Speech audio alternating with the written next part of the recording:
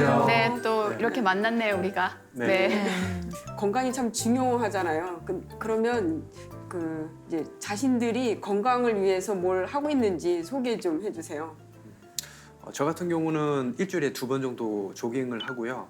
그다음에 밤에 잘 때 요가를 조금씩 하고 잡니다. 그러면 확실히 다음날 일어나는 게 좀 편하더라고요. 네, 저는 산책을 주로 하고요. 이제 과식하지 않는 거 이것으로 이제 건강하고 있습니다. 특별한 건 아니지만 숨쉬기 운동 쉽게 말해 진시호흡을 합니다. 진시호흡. 그게 진시호흡? 대체 그게 뭔가요? 참 진짜의 숨쉴 십자로 그럼 진시호흡 전에는 그럼 가식호흡이냐 그런 건 아니고요. 그러니까 참된 정말 이 깊은 호흡인데 우리가 보통 이제 호흡하는 게 정말 중요하거든요. 보통 우리 현대인들은 우리 어릴 때 태아가 이렇게 배로 이렇게 숨을 쉬잖아요. 근데 점점 이렇게 나이가 먹으면서 이제 흉식 호흡을 하는 거죠. 그리고 나중에 되면 호흡을 하실 때 보면 어깨가 이렇게 움직이잖아요. 견식 호흡을 하게 되고 점점 숨이 이제 위로 가면서 이게 생명이 이제 다하게 되는데 그래서 생명의 근원처인 이 하단전 그런 복식 호흡, 그러니까 숨을 정말 깊게 들이쉬는 진식 호흡이 정말로 중요하다고 생각을 하고 저도 꼭 이거를 여러분들한테 꼭 소개를 시켜드리고 싶었거든요. 호흡이 중요합니다. 진식 호흡을 하셔야 됩니다. 들이마실 때는 가급적 코로 들이마시고 내쉴 때는 입으로 내쉬고 네. 적극 추천해드립니다. 네. 제가 딱 생각이 든 게 우리가 건강하지 않으면 이렇게 방송에 새로운 걸 배우러 나올 수도 없다. 이런 딱 생각이 그렇죠. 들고 맞습니다. 네. 맞습니다. 현대 문명에 대전한 우리 오늘 이 자리에서 이렇게 공부를 하기 위해서 우리도 열심히 건강 관리하고 이렇게 또 피부 관리도 해야 되겠다 이런 생각도 듭니다. 네. 시작을 한번 해볼까요? 네. 네. 오늘 주제가 블록체인과 암호화폐에 대한 내용이잖아요. 그래서 이 부분이 지금 현대 가장 핫하게 지금 뜨고 있는 분야인 것 같습니다. 그래서 이 분야에 대해서 굉장히 깊게 연구하신 분이 계신데요. 그분과 함께 블록체인과 암호화폐에 대한 공부를 한번 시작해 볼까요? 네. 네. 네. 그러면은 박사님을 한번 모셔보도록 하겠습니다. 자, 박사님.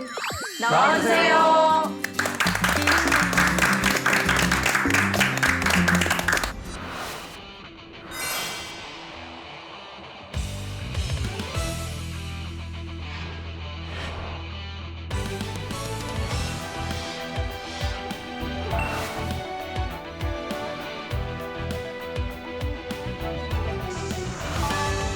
안녕하세요.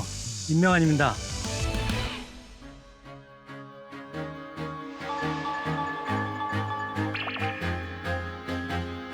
블록체인은 기술 이상의 경제, 사회 문제를 변화시키는 엄청나게 파괴력 있는 솔루션으로 생각하고 있습니다.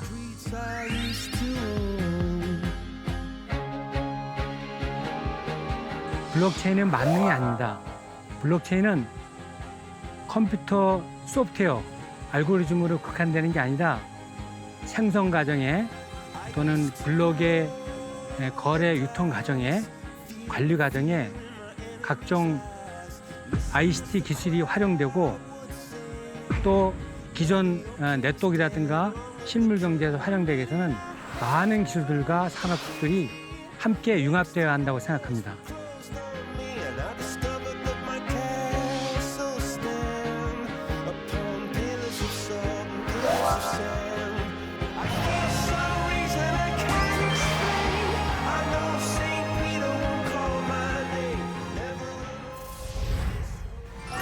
반갑습니다.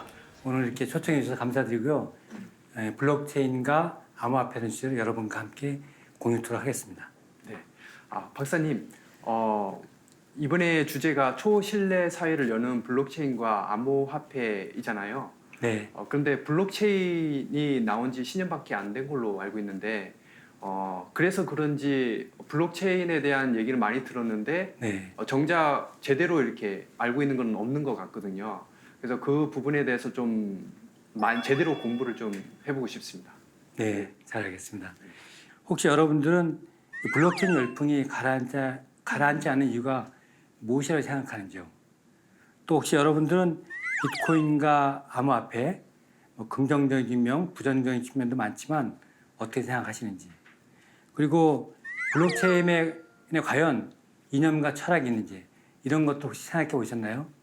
그래서 거기에 대한 답변들까지 포함해서 오늘 강의를 진행하도록 하겠습니다. 먼저 저는 어렸을 때 제가 장남인데 제가 서울에 살다가 대전으로 이사 갔습니다. 대전에 명절 때마다 서울에 있는 제 동생 가족들이 내려오는데 내려오면 집에서 이렇게 윷놀이 하거나 또는 화투를 치기도 하거든요. 아마 여러분도 경험하셨겠지만 윷놀이나 화투를 칠 때 거래 매개 수단으로 돈, 즉 1,000원짜리, 10,000원짜리, 100원짜리보다는 때로는 바둑알, 하얀 거 검은 거를 사용하신 경험이 있을 거예요. 네. 그래서 블록체인 같은 경우에도 실제 실물 경제에서 돈 대신에 바둑알을 사용한 것처럼 또 윷놀이의 말판 대신에 바둑알을 사용한 것처럼 디지털 세상에서 어떤 그 거래 목적으로서 돈 대신에 소위 비트코인이라는, 예를 들면 비트코인 등 암호 자산 성격을 가진 것을 활용하는 계기가 되었습니다. 그 이유 중에 가장 큰 거는 비트코인 같은 경우는 기본적으로 해킹이 불가능한 구조로 되어 있거든요. 사실 저도 어렸을 때 저렇게 뭐 화투를 치거나 윷놀이 할 때 건너방 가서 바둑알을 한 움큼 집어올 수도 있잖아요. 근데 그렇게 안 하죠. 가족 간에 엄청난 신뢰가 있기 때문에 그렇습니다. 그래서 블록체인의 기본 뿌리가 그런 초신뢰죠. 그 초신뢰의 기본은 기술적으로 해킹이라든가 유변적으로 불가능하기 때문이고, 게다가 장점이 우리가 뭐 5만 원짜리도 있고 100원짜리도 있고 10원짜리 있지만 이 블록체인을 만든 그 크립토커런시, 암호화폐 등은, 디지털 자산 등은 비트코인 같은 경우는 10의 마이너스 8승, 즉 1억 분의 1로 쪼갤 수가 있습니다. 그러니 디지털 거래할 때 얼마나 편하겠습니까? 그런 면이 첫 번째 블록체인 및 암호 경제 등장 배경이고요. 두 번째는 저는 술을 거의 안 하는 편인데 해장국 좋아하시는 분들은 아마 양평 해장국을 잘 아실 겁니다. 실제 네이버 또는 다음 카카오 그 지도에서 양평 해장국이라는 것을 검색해 보면 전국에 100개가 넘습니다. 게다가 어디는 원조 양평 해장국, 어디는 양평 원조 해장국. 도대체 어디가 원조인지 잘 모를 지경이죠. 그리고 이제 청경자 화백의 미인도 위작 사건이라고 혹시 들어보셨나요? 네. 들어봤어요. 그 위작 사건은 발생한 지 40년이 지났지만 아직도 풀리지 않았습니다. 처음에 80년대 초반에 국립현대미술관에서 청경자 화백님의 그림으로 추정되는 미인도를 전시했는데 정작 본인은 저 그림 제가 그린 거 아닌데요? 라고 말씀하셨어요. 얼마나 당황스럽겠습니까? 그래서 국립과학수사연구소에 의뢰해서 각종 뭐 탄소 측정이라든가 여러 가지 기법을 통해서 해본 결과 이거는 청경자 화백님 그림이 맞습니다라고 판정을 내렸어요. 본인은 부정했고, 그래서 청경자 화백님을 위시한 그림 미술계 쪽에서는 그러면 세계적으로 저명한 그 프랑스의 고미술 전문가들한테 다시 평가를 맡기자. 그렇게 해서 한국에 와서 맡겼는데 거기서는 반대로 저거는 위작이라고 판명을 내렸어요. 그래서 다시 국가서라든가 또는 진본이라고 주장하는 현대미술관 측에서는 다시 그러면 그 알고리즘을 다른 미술 작품도 검증해보자 했는데 거기서 진품이 아닌 위작을 줬거든요. 그런데 그거를 또 진품이라고 하는 해프닝이 벌어져서 그 프랑스 고미술 감정단도 믿지 못하겠다. 그래서 그런 과정들이 무려 40년 걸렸습니다. 만약에 이거를 처음부터 이 블록체인으로 인증했더라면 이렇게 양평 해장국이 어디가 원전인지 또는 청경자 화백님의 그림이 원본인지 진본인지를 구별이 가능하지 않겠습니까? 그런 면에서 블록체인의 등장 배경이 이렇게 원본과 진본을 구별 가능하고 또 게다가 그 청경자 화백님 그림 같은 거는 엄청난 그 자산 가치가 있기 때문에 그 저작권을 보호받아야 되지 않겠습니까? 그런 면에서 블록체인이 상당한 유용성 있는 기술이 되고 있습니다. 그리고 세 번째인데, 세 번째는 여러분, 제가 여기 이제 소품으로서 화폐를 가져왔는데,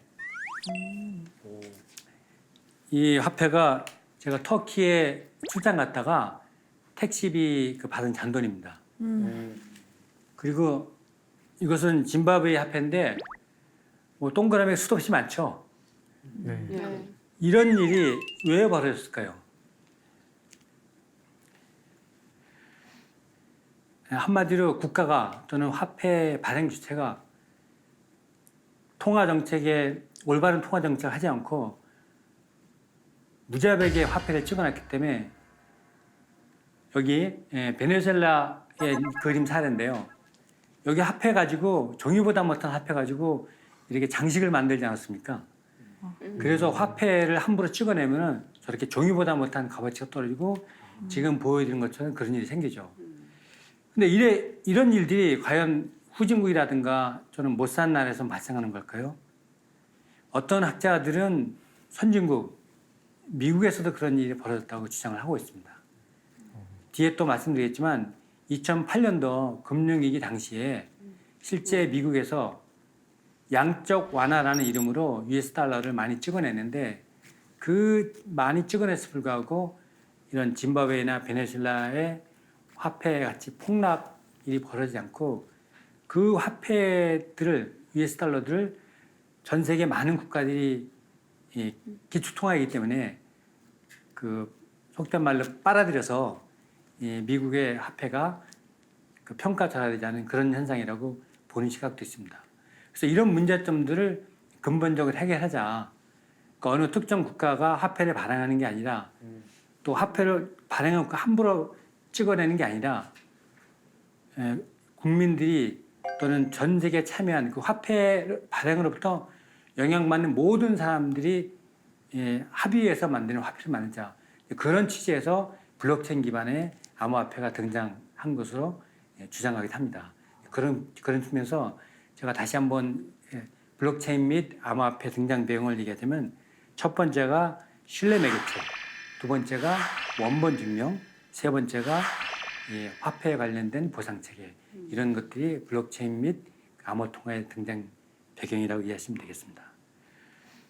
그리고 제가 이제 블록체인의 기술에 간단히 설명을 드리자면 사실 어렵습니다.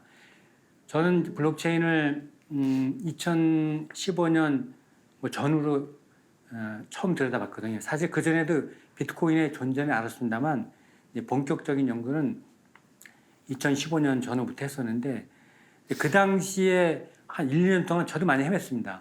소위 암호 기술도 들어가고 네트워크 기술 들어가고 다양한 기술이 들어가는데 이해하기 쉽지 않습니다. 실제 제가 연구기관에서 그 박사급들한테 두세 시간 강의해도 제대로 이해하시는 분들이 그렇게 많지 않았습니다. 그래서 지금 설명드리는 것도 사실 쉽지 않지만 그럼에도 불구하고 좀 쉽게 설명드리도록 하겠습니다. 저는 아까 세 가지 블록체인의 등장 배경을 말씀드렸지만 기본적으로 블록체인의 등장 배경이 이렇게 저희가 PC와 스마트폰으로 거래가 많이 이루어지죠. 저 같은 경우는 제가 가진 총 자산, 월급도 들어오죠. 또 뭐 다른 형태로서 제가 돈이 들어오고 지출한 그런 거 지출의 98% 정도는 거의 디지털이에요. 은행으로 오르잖아요, 그죠? 또 저 어디 이제 서울 갈 때 터미널 가서 음료수 1,000원짜리 사도 되게 신용카드 쓰거든요. 지하철 타도 마찬가지고 그런 총 자산에서 현금으로 지출하는 건 사실 아주 극소수거든요. 저 같은 비율이 그 정도인데 이미 그런 세상이 돼버렸거든요. 그래서 구태여 동전이나 종이돈이 그렇게 필요 없는 그런 세상인데 그런 세상의 단점 중에 하나가 그 시스템을 해킹하거나 또는 그 위변지에서 엄청나게 경제 질서를 파괴하고 그 범죄의 온상이 될 수가 있습니다. 그런 거를 원천적으로 방지할 수 있는 기술이 뭐냐라고 많은 학자들이 연구를 했고 그 중에 하나 대안이 떠오른 것이 블록체인이라고 보시면 되겠습니다. 블록체인 개념을 간단히 말씀드리면 블록체인은 거래 정보를 기록한 원장 원래 장부, 이제 영어로 레저라고 부르거든요. 그 레저를 모든 구성원이, 이제 구성원이지만 이제 영어식으로 표현하면 노드나 또는 peer 또는 person 이런 구성원들이 참여해서 전부 다 거래 내역을 똑같이 분산해서 보관하고 있습니다. 그리고 거래의 변동사항이 생기면 그 많은 사람들이 전부 다 똑같이 이 변경을 해서 업데이트를 하죠. 여기에 그렇게 하면서도 이제 암호 기술을 쓴 거죠.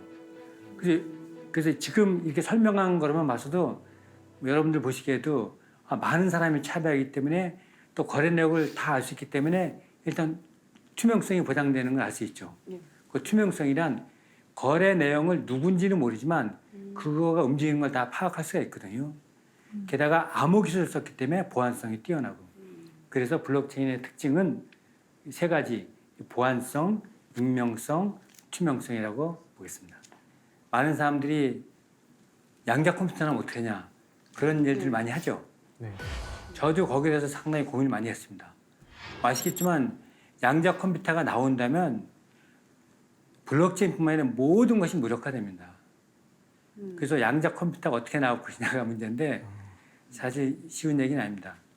왜냐하면 양자 컴퓨터가 금년에 이제 2019년 초에 IBM에서 이제 50비트를 시연에 성공을 했어요.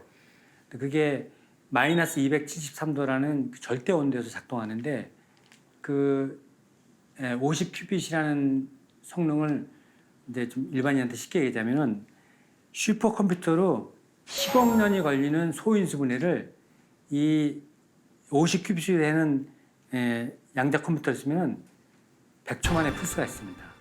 어마어마하게 빠르죠. 10억 년이 걸리는 걸. 네, 맞습니다. 네. 와. 근데 그 양자 컴퓨터가 됐지만 그런데 기존 슈퍼컴퓨터도 저희가 이제 양자 우위라는 표현을 쓰거든요. 그러니까 블록체인에 적용된 기술은 제가 또 뒤에 설명하겠습니다만 지금의 슈퍼컴퓨터를 풀 수 없을 만큼의 해시 능력을 갖고 있습니다. 그리고 양자 컴퓨터가 아까 마이너스 273도라는 절대 온도에서 작동되는데 상온에 작동되는 게 아니거든요.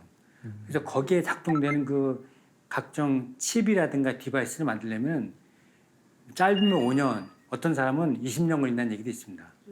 그리고 현재 아까 RSI라든가 ECC 방식보다도 양자 컴퓨터 나왔을 때를 대비해서 실제 양자 저항 알고리즘이라는 기술도 블록체인에서 개발됐기 때문에 제가 감히 말씀드리자면 블록체인 해킹은 최소한 5년은 걱정하지 않으셔도 됩니다. 그러면 제가 또 다음 진로 나갈까요? 네. 네. 블록체인의 기술이 여러 가지가 있습니다만 여기 제가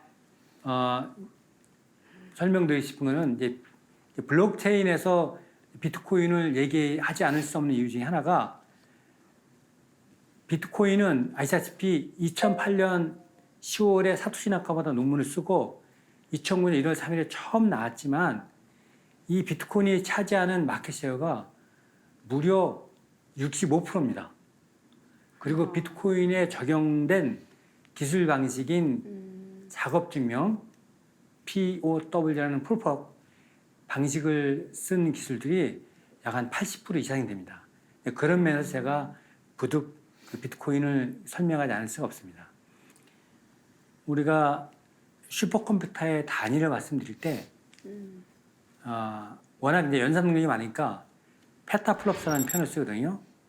페타가 메가 다음에 뭐죠? 기가. 기가 다음에 테라. 테라. 테라 다음에 페타죠. 10의 15승. 그러니까 1초에 1000조 번의 연산 능력을 페타플롭스라고 합니다. 1초에. 그러니까 슈퍼컴퓨터가 지금 가장 빠른 게 대략 약 한 120 정도 나옵니다. 그냥 대충 100으로 놓고요. 근데 좀 전에 보여드린 그 비트코인에 적용된 해시 파워 있죠. 해시 웨이트가 클 때는 약 8천만 페타플롭스 나오죠. 즉 슈퍼컴퓨터를 80만 대 동원하면 유변조 가능하죠. 이게 어려운 수학이 아니라 그만큼 엄청난 아까 64개 자릿수 개를 0부터 16까지 넣었다, 16중씩 넣었다 뺐다 해보는 과정을 수도 없이 해보는 거죠. 근데 그 과정에 이제 10분 지나면 또 블럭이 달라붙으니까 10분 안에 끝내야 되고. 그래서 현실적으로는 이 연산 엄청난 수학이라보다는 엄청난 컴퓨팅 파워를 요구하는 이 수학적 계산 때문에 현실적으로 해킹이 불가능합니다.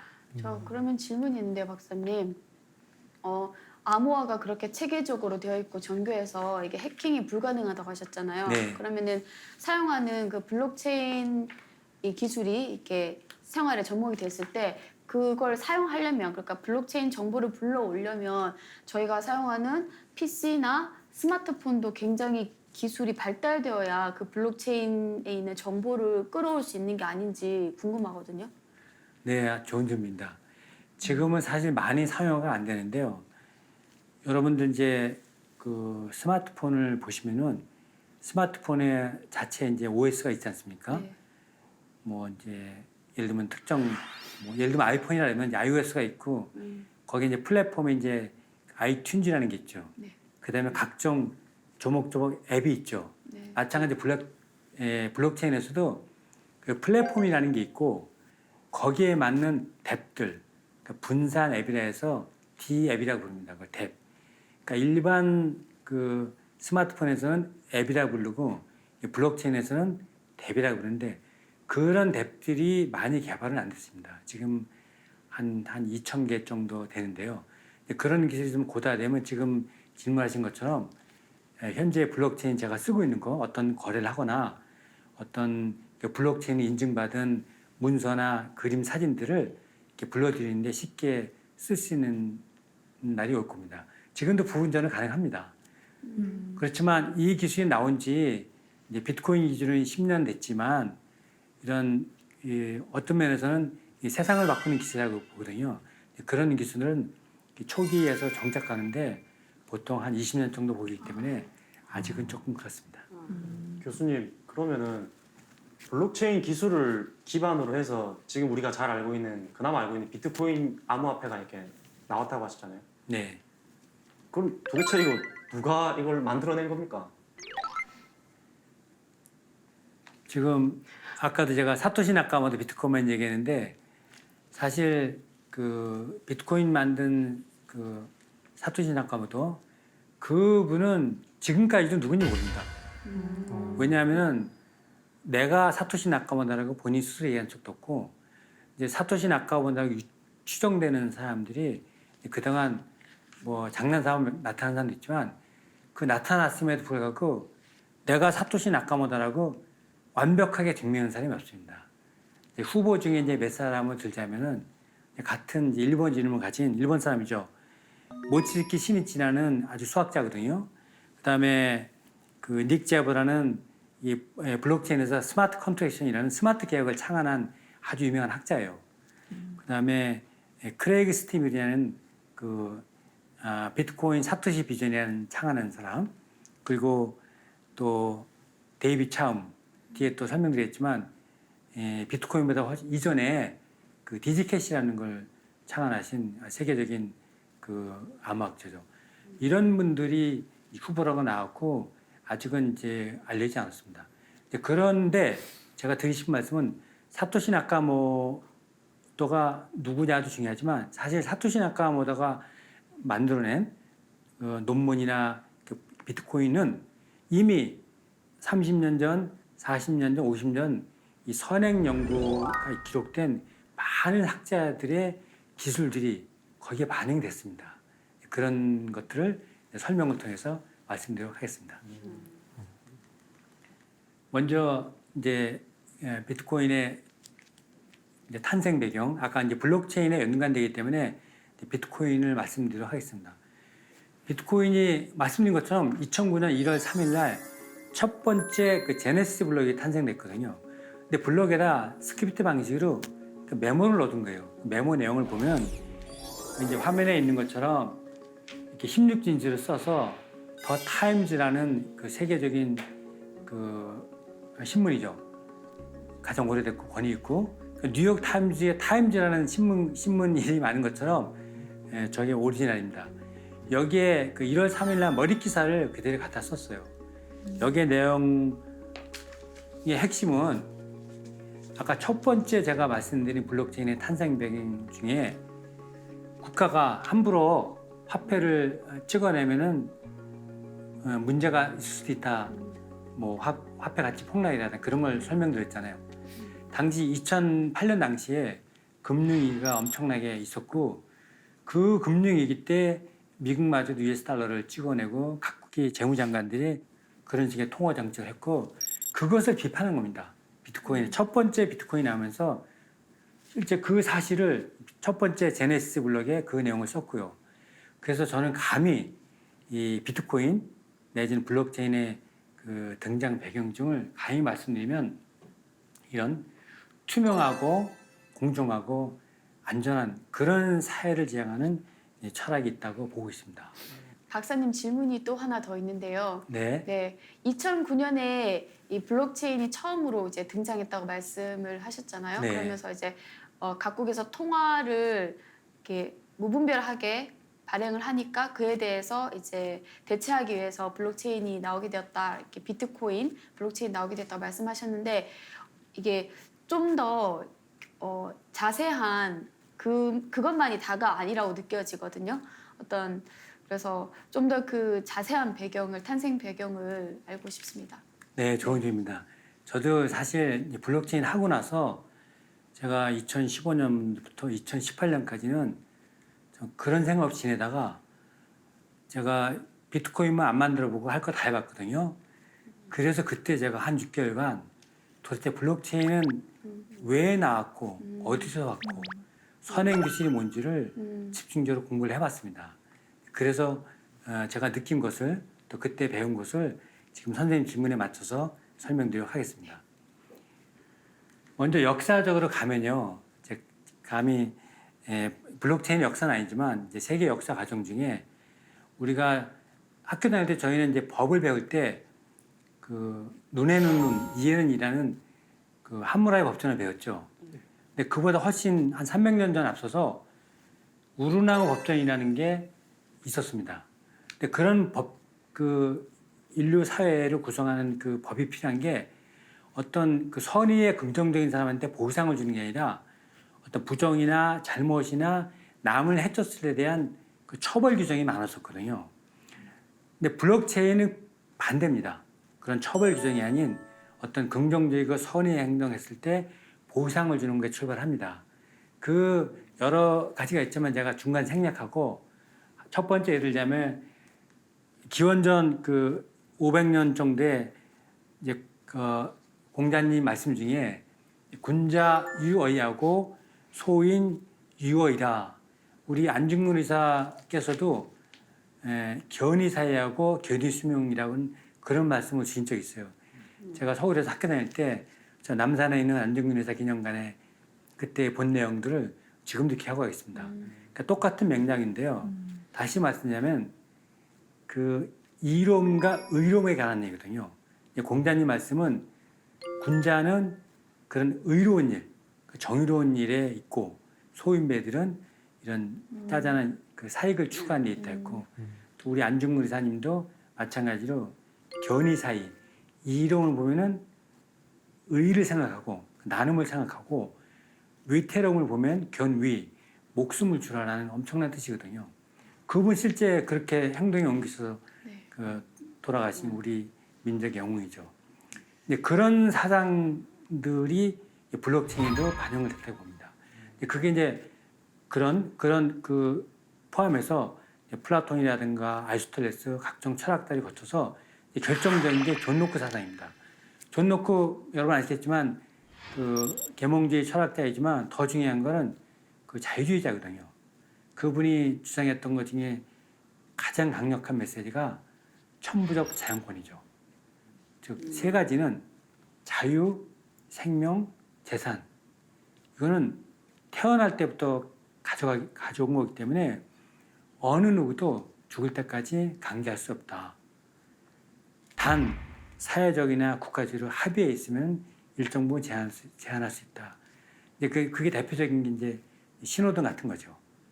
그래서 천부적 자연권, 생명, 자유, 재산 이런 것들이 그 당시에 1600년대 후반에 붐을 일으켜서 그로부터 각종 영국의 명예혁명 1688년에 일어났죠.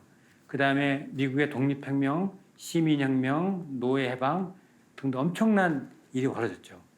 제가 왜 이렇게 중요하다고 말씀드리냐면 1680년이면 60년이면 지금으로 따져도 약 300년, 330년 됐잖아요. 그 당시의 철학이 모든 우리 전 인류의 그 헌법, 미국을 포함한 우리나라 마찬가지고 헌법에 명시돼 있고 블록체인 알고리즘에 들어가 있습니다. 그거를 제가 보여드리겠습니다. 그래서 블록체인의 이념 내지는 블록체인의 철학이 있다는 것이죠. 제가 블록체인의 사상 중에 가장 중요한 그 존 로크를 뽑는 이유 중에 하나가 그 자유라는 말 있죠. 자유, 생명, 재산. 그 자유가 결국 블록체인의 큰 시스템에 와서는 P2P, 그러니까 탈중앙화 돼서 자유를 얻는 것이거든요. 모든 개인이. 그 자유가 거기에 귀결됩니다. 그래서 그런 연유를 해서 이 블록체인이 지향하는 그런 철학들이 결국에 마지막 단계에서는 저는 감히 정의, 저스티스라고 말을 드립니다. 제가 책을 하나 가져왔는데요. 이 저스티스의 정의.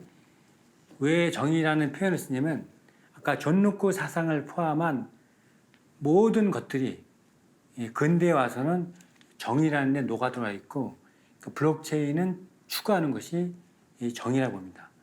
그래서 블록체인은 단순히 어떤 제 입장에서는 최소한 그냥 지나가는 기술이 아니라 경제 사회에 영향을 미치는 어떤 새로운 사회 규범을 만드는 그 정도의 파괴력이 있는 기술로 저는 이해를 하고 있습니다. 그럼 네. 교수님께서 설명을 다 이렇게 해 주셨는데 저 마이클 샌델의 정의란 무엇인가 저 책이 한때는 우리나라에 엄청 또 히트를 쳤지 않습니까? 수년 전에. 네. 근데 주로 이제 정의란 무엇인가 지금 서구 사회 중심의 어떤 철인들이 외치는 정의는 주로 부의 올바른 분배를 중심으로 한 그런 정의를 많이 외치고 있는데 실제 좀 역사를 쭉 설명해 주셨지만은 동양에서 동양 전통에서 내려오는 그런 진정한 정의, 의로움 그런 의미와 그리고 이제 진짜 이 동서양을 완전 아우르는 의미의 진정한 그러니까 뭔가 아까 전에 진정한 뭔가 여기에 정의가 만약에 이 블록체인에 녹아 있다라고 한다면은 이건 완전 새로운 신문명의 혁명이네요. 네, 맞습니다. 저도 그 말씀에 전적으로 동의하고요. 제가 감히 이제 좀 더 구체적으로 이제 저는 정의를 정의해봤습니다. 저스티스를 디파인 해봤는데 그것을 여기 이제 블록체인과 결부시켜 말씀드리자면 저는 정의를 크게 5가지로 봅니다. 사실 이 5가지 중에 상당 부분은 블록체인 알고리즘에 들어가 있고요. 첫 번째 정의가 마찬가지로 프리덤입니다. 아까 존 로크 사상에도 핵심 프리덤. 두 번째가 이퀄티, 그러니까 평등이죠. 세 번째가 공정함, 그걸 페어니스라고 부릅니다. 이게 그 저스티스라는 정의의 그 3대 항목으로 보고요. 제 입장에서는. 네 번째가 이제 옳음, righteousness, 옳은 것들. 마지막 5번째가 우리 전 인류가 결국 추구하는 게 행복한 거거든요. 해피니스. 사실 이런 그 사상들이 블록체인에 거의 녹아 들어가 있고 아까 존 로크 사상에 생명, 자유, 재산 들어가 있고 미국의 독립선언서에도 행복 추구권이 헌법에 들어가 있습니다. 그래서 블록체인에서 얘기하는 또 마이클 샌델 얘기한 걸 다 합해서 제 입장에서는 그렇게 5가지를 보죠. 그런데 아까 이제 영어로 제가 5가지 얘기했습니다만 이퀄티랑 페어니스가 뭐가 차이냐면 이 블록체인은 이 퍼블릭 같은 경우는 어느 누구나 참여할 수 있습니다. 누구나 제한 없이 아무나. 그게 아까 존 로크 얘기한 그게 자유롭고 평등한 사상이거든요. 그래서 이퀄티인데 그런데도 불구하고 왜 제가 페어니스를 넣냐면 모든 사람한테 참여할 수 있는 거 그게 이코티라면 만약에 이 출발 선상에 다 있는데 저는 좀 나이는 먹었지만 좀 팔팔하거든요. 만약에 출발 선상에 그러니까 남녀노소 다 동등하게 참여하는데 이 출발 선상에 노인분들 또는 또 어린아이 또 상대적으로 좀 열악한 뭐 장애인분들, 여성분들 같은 선상에 두고 100m 뭐 1km 뛰라고 하면 그게 과연 공정할까요? 그게 정의로운 걸까요? 어떤 면에서는 정의롭지 않아요. 그죠? 그 뭐 선수들은 당연히 뭐 100m 칠 앞장서 나가겠죠. 뭐 먹을 것이 있든 뭔가 가질 거 있으면. 그다음에 노약자나 뭐 일반 여성들도 마찬가지로 당연히 떨어져. 이런 것들을 반영해야 되거든요. 사회 경제가 올바르게 하려면 그게 페어니스입니다. 그런 것들이 블록체인에서도 기술에 그대로 반영되어 있습니다. 참여할 수 있는 거, 또 공정한 거, 그 보상 체계, 지분 구조 이런 것들이 전부 다 기술적으로 들어가 있습니다. 그런 면에서 아까 말씀드린 그 블록체인이 단순히 기술이 아니라 그런 인류가 추구해야 되는 5가지 정의로움이 다 녹아 있다고 보시면 되겠습니다. 걔를 제가 이제 기술로서 한번 설명해 보도록 하겠습니다. 여기 여러분 아시다시피 인터넷은 1929년에 처음 나왔지만 인터넷이 나오기 이전에 폴 바겐 학자가 1962년 논문에 보면 지금의 이제 블록체인 구조를 설명할 때 중앙화되어 있는 거 있죠. 예를 들면 여기 이제 점 하나에 중앙의 구심점에 여기저기 다 연결되어 있는 그게 이제 중앙화된 구조라 그러는데 그 중앙화된 구조가 점진적으로는 분권화된다. 그래서 이제 그런 형태가 나타나죠. 예를 들면 뭐 지방자치 같은 것도 마찬가지겠고 뭐 중앙은행 대비 뭐 지역은행, 뭐 대기업, 중소기업 이런 식이죠. 그러나 궁극적으로 지향하는 것은 개인까지 P2P 그런 분산 형태가 먼 미래 사회 모습이 아닐까라고 이미 1962년에 논문을 썼어요. 그래 많은 학자들이 블록체인 설명할 때 전부 다 그 형태로 설명합니다.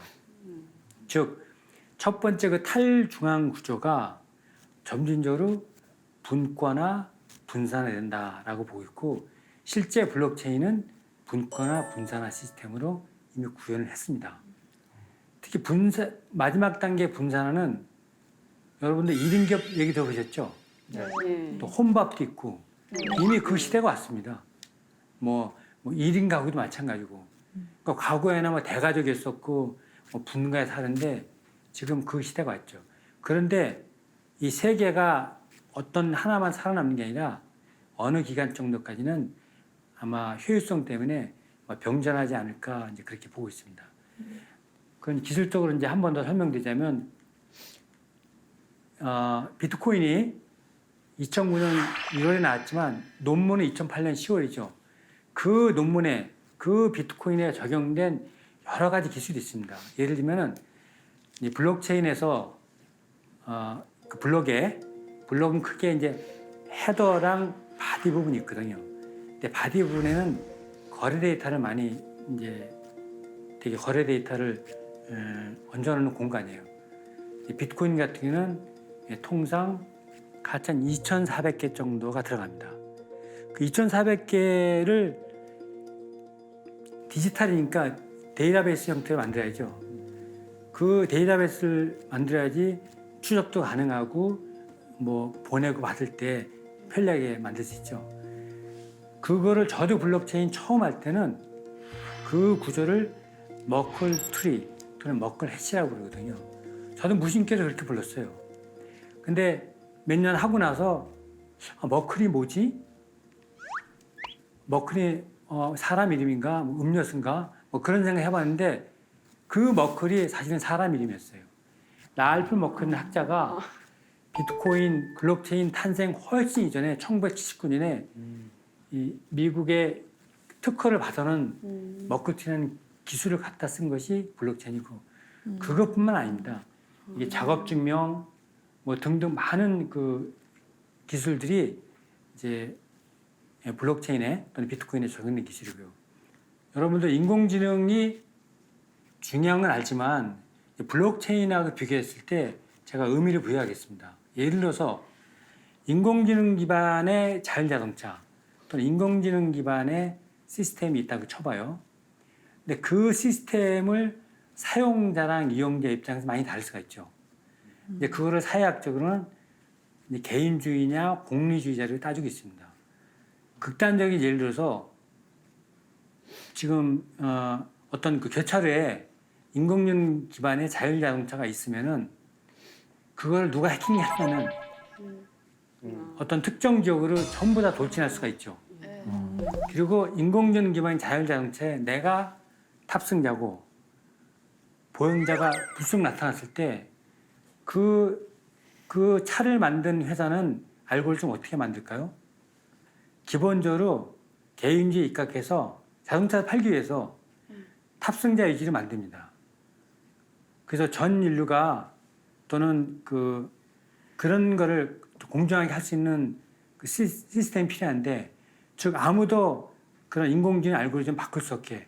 그래서 마지막 단계에 그 생명 윤리를 존중하는 탑승자든 또는 이용자든 또는 공리주의와 개인주의가 어떤 사회적 합의에 이루어지는 그 합의점에서 생명 윤리를 존중하는 마지막 단계 블록체인을 적용해야죠. 그런 면에서 인공지능과 블록체인 관계를 설명할 수 있습니다. 그렇게 해서 만들면은 인공지능 기반이 해킹이 안 되니까요. 예를 들어 비트코인에 썼던 프로프 이런 방식을 쓰면은 돌진 못하고 함부로 못하죠.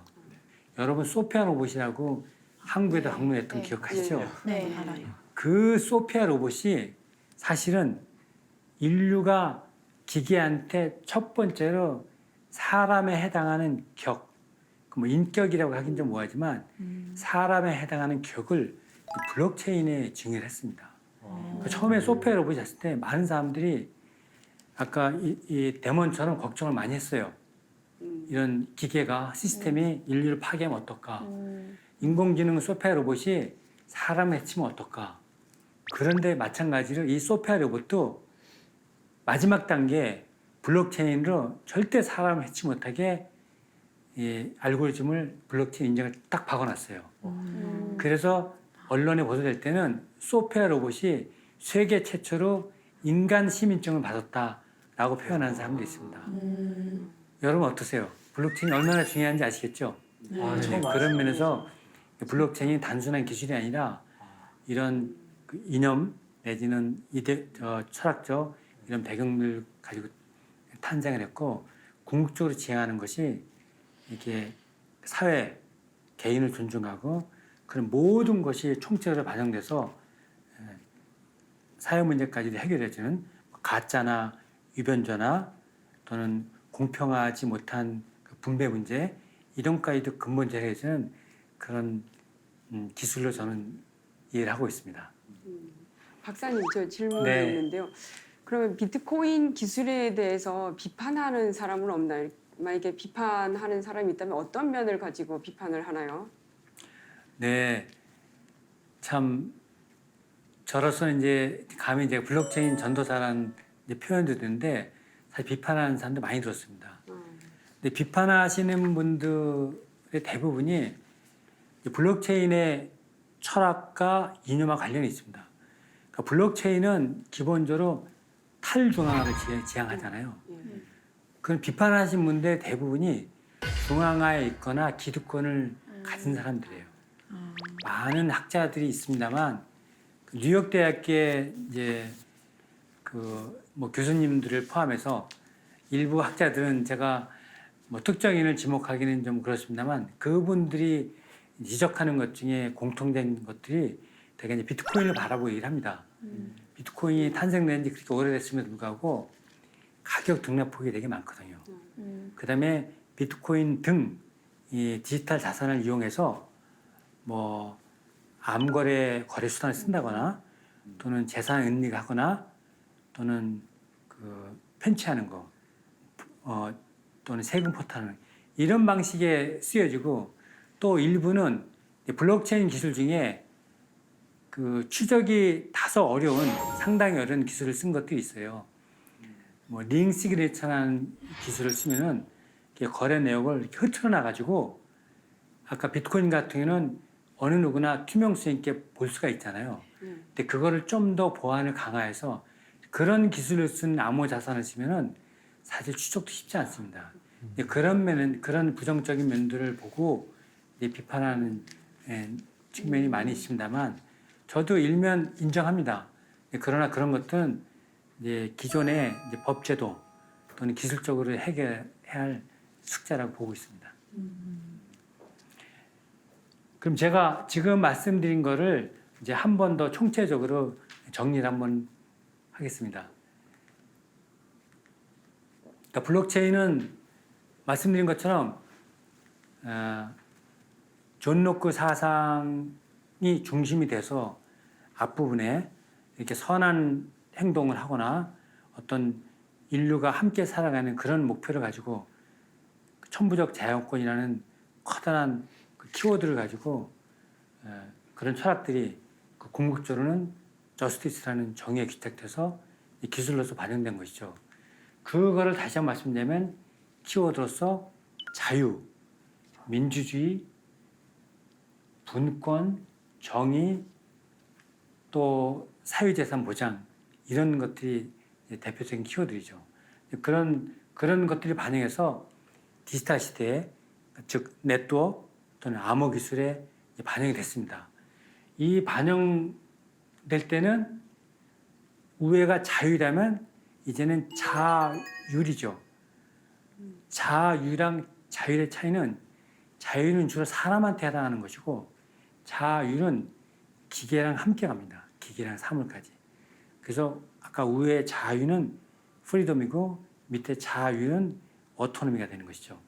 그 자율, 그 다음에 공유경제, 그 다음에 분권 다음에 분산. 그 위에서는 사유재산 보장이었다면 밑에는 개인정보 보호. 이런 것들이 이제 블록체인 기반의 암호통화, 코인이나 토큰이나 또는 코인이나 토큰이 없는 그런 플랫폼에 적용이 돼서 블록체인이 나왔다고 보시면 됩니다. 이 총체적인 표로 거꾸로 가볼게요. 많은 사람들이 저도 사실 그렇게 말씀드렸지만 어쩔 수 없이 비트코인을 많이 하겠지만 이 전체적인 연대기로 와서는 사실 비트코인은 일부분에 불과하죠. 그죠? 암호 통화도 지금 알려진 게 공식 기록수로 많이 알려진 게 오늘 날짜 기준으로 2,370 정도 됩니다. 그리고 코인이나 토큰, 특히 토큰을까지 계산하면 이더리움 기반의 토큰을 ERC20, ERC20라는 표준으로 만든 토큰이 무려 20만 개가 넘습니다. 그 중에 제가 일부를 넣는 거죠.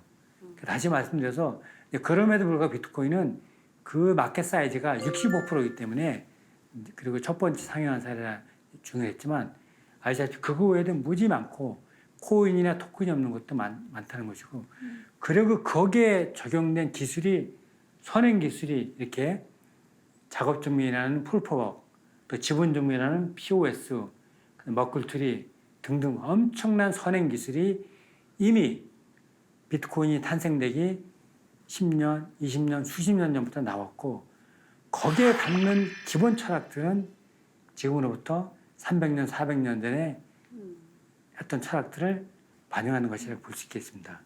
그 증거를 보여드릴까요? 네. 네. 네. 네. 오스트리아 학파는 블록체인계에서 아주 주류 학파를 인정하고 있습니다. 거기에 대표적인 학자가 칼 맹거인데 이당 연대 보면 1840년이죠. 40에서 1920년인데 지금으로 날짜 계산해도 대략 오래됐죠. 150년, 200년 됐죠. 이때 이분이 한 말이 화폐는 통치자가 만든 것이 아니라 상품거래 과정에서 자생적으로 발생한다.